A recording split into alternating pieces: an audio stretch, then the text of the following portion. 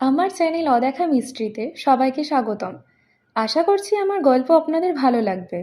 ভালো লাগলে অবশ্যই লাইক, সাবস্ক্রাইব, কমেন্ট করতে ভুলবেন না। তো শুরু করা যাক।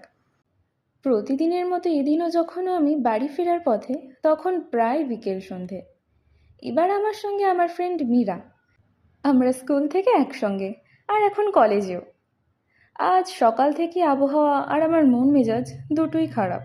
কিন্তু এরকম মেঘ বৃষ্টি আবহাওয়া আমার বেশ পছন্দের। কলেজে আজ লাস্ট অ্যাসাইনমেন্ট দেওয়ার দিন ছিল। জমা দিতে দিতে প্রচুর সময়ও লেগে গেল। ওর সঙ্গে অঝোরে বৃষ্টি, প্রচুর পরিমাণে বিদ্যুৎ। চারিদিক কেমন অন্ধকার হয়ে যায়। তারপর অনেকক্ষণ অপেক্ষা করার পর একটু কম বৃষ্টি পড়ায় আমরা বাস ধরি ও স্টেশনে পৌঁছই। সেখানে আবার ট্রেনও লেট। দিনটা বেশ অন্যরকম যাচ্ছে আজকে।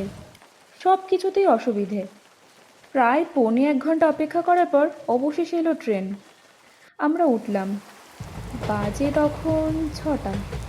ট্রেন চলতে আরম্ভ করলো, ওর সঙ্গে আমাদের গল্পও। ট্রেনে আজ লোকজন গুনে 7 জন হবে আমাদের নিয়ে। ট্রেন স্টেশনে থামায় এক মাঝবয়সী মহিলা কম্পার্টমেন্টে উঠলেন এবং আমাদের সামনের সিটেই বসলেন। আমাদের জিজ্ঞাসা করলেন, কোথায় নামবে তোমরা? মীরা উত্তর দিল, আর 5-6টা স্টেশন পর আমরা নামবো। আর আমার কানে ফিস ফিস করে বলল, এটা অবশ্য ঠিক। কিন্তু অনেকক্ষণ পর ট্রেন হঠাৎ থেমে যায় একটা বেশ নির্জন এলাকায়। কারেন্ট নেই। অবশ্য এরকম প্রায় হয়ে থাকে যাতায়াতের সময়, তাই আমাদের কাছে স্বাভাবিক। কিন্তু আজ আমাদের অনেকটা বেশি দেরি হয়, তার সাথে এতটা অন্ধকার, কারেন্ট নেই। এরকম অবস্থায় পড়ে মনে মনে ভয় করছিল। বাইরে বেশ জোরালো বৃষ্টি, কিন্তু কান পেতে শব্দ শুনে বোঝা যাচ্ছিল বাইরে কোথাও পুকুর রয়েছে। আমাদের কম্পার্টমেন্টের বেশ অনেকটা দূরে বাকি জনেরা বসেছিল। অন্ধকারে অনেকক্ষণ বসে থাকার পর আমি মীরা দুজনে ঠিক করি যে বাকি জনের কাছে গিয়ে বসি। তো আমরা আমাদের ব্যাগ নিই ও দুজন একসাথে যেতে লাগি। হঠাৎ মীরা ও আমি দুজনই খুব গরম কিছু একটা অনুভব করি, যেখানে কিছুক্ষণ দাঁড়াতেই যে কেউ ঘেমে স্নান হয়ে যাবে। এই অনুভবটা আমরা করতে পারি ঠিক আগের স্টেশনে ওঠা মহিলার বসে থাকা জায়গা থেকে। বৃষ্টি ঠান্ডা আবহাওয়ার মাঝে হঠাৎ এমন দমকা গরম আবহাওয়া অনুভব করতে পেরে আমরা ভয় আঁটুসুটু। ওখানে না দাঁড়িয়ে থেকে একটু আগিয়ে দাঁড়িয়ে পড়ি। আমরা দুজন দুজনের হাত শক্ত মতো ধরে দাঁড়িয়ে। তারপর ট্রেনে কারেন্ট আসে আর চলতে শুরু করে। আমরা সামনে যাওয়ার আগে পেছনে ঘুরে দেখি যে কেন ওরকম এত গরম অনুভব করছিলাম। ঘুরে যেটা দেখি, দেখে আমাদের পা থেকে যেন মাটি সরে গেল, আর যেন হাত পা চলছে না।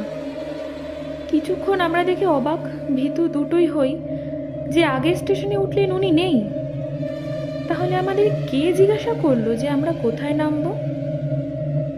আমরা তাড়াতাড়ি বাকি লোকেদের কাছে ছুটে গেলাম ও জিজ্ঞাসা করলাম, আগের স্টেশনে যিনি উঠলেন উনি কোথায় গেলেন? আমাদের প্রশ্ন শুনে বাকিরা প্রশ্ন করলো, কেউ তো ওঠেনি। এসব শুনে আমাদের কেমন যেন লাগতে লাগলো, আমরা যেন সেখানে থেকেও ছিলাম না। প্রশ্ন জাগলো, কে ছিল সে? সবাইকে বাদ দিয়ে কেন আমাদেরই জিজ্ঞাসা করলো? কেউ কেন দেখেনি? সে কি সত্যি আসলে কেউ ছিল না? অনেক কিছু ভাবতে ভাবতে আমরা আমাদের স্টেশনে নেমে পড়ি। সেদিন আমি আর মীরা দুজনেই চুপ হয়ে যাই। শেষ প্রশ্ন এখনো মনে গেঁথে আছে যে কে কে ছিলেন উনি? উনি কি আসলে কেউ নন?